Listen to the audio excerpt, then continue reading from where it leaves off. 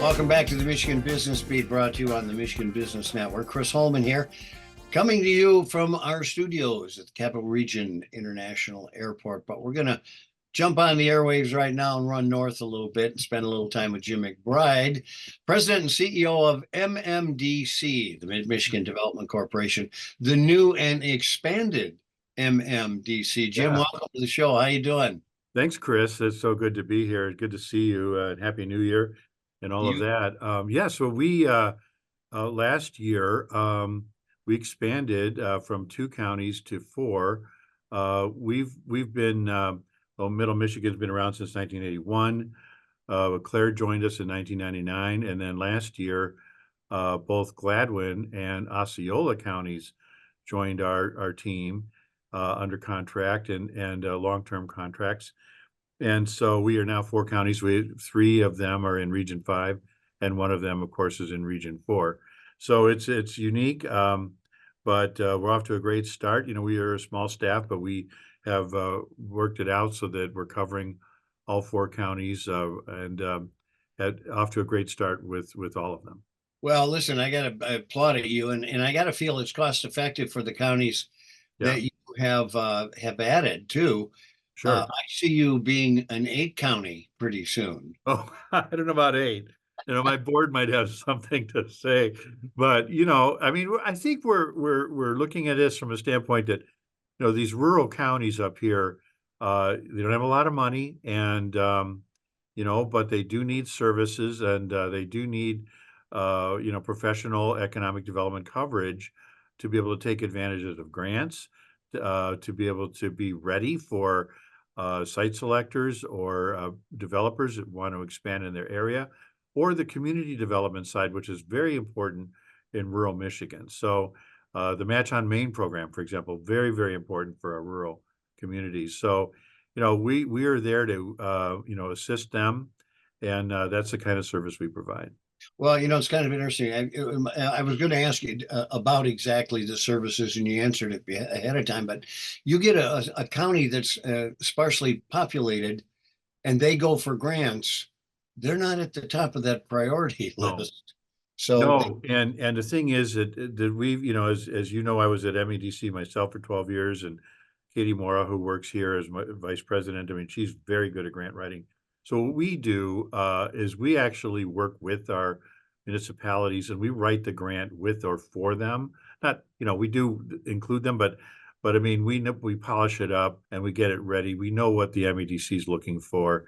They need very specific answers to certain questions, and so we've had a great track record in winning grants. I mean, my gosh, this last year we did almost $4 million again, and this is. These are grants that we're essentially writing on behalf of our communities, and one of them was for $3.4 million, which is going to really impact the city of Harrison in a big way, in a very positive way. So we're pretty good at it, and again, we know what the MEDC is looking for, and we try to write the grants accordingly. That is crucial, having the right representation there.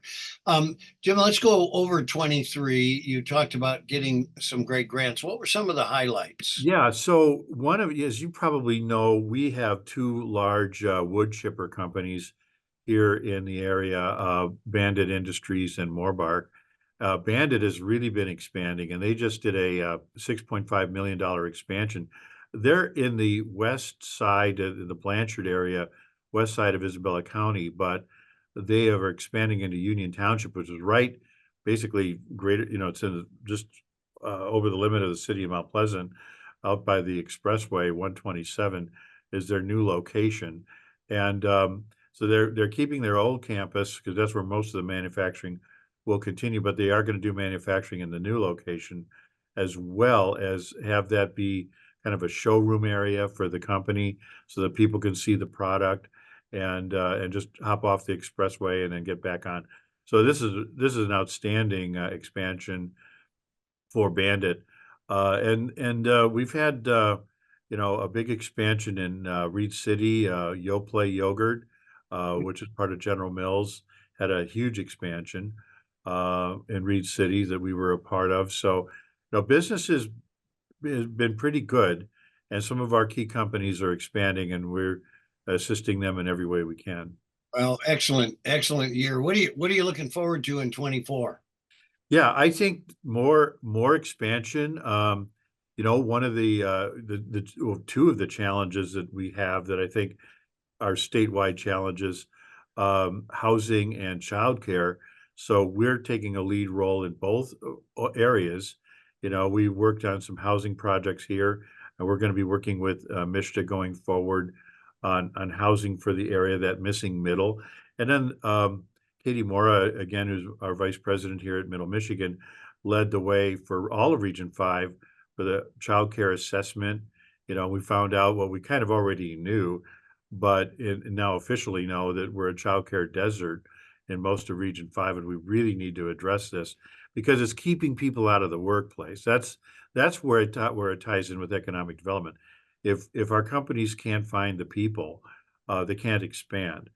And so by providing better childcare, more access to childcare, we free up people that could come back to the workplace. Yeah, excellent stuff. Excellent job. Always fun to spend time with you. Jim McBryde, President and CEO of MMDC, the Mid-Michigan Development Corporation, Yep. and now twice as big as they used to. Twice as big, yes. All right, Jim, Thanks, good to Chris. spend time with you, friend. All right, bye-bye. You've been watching the Michigan Business Beat on the Michigan Business Network. I'm Chris Holman.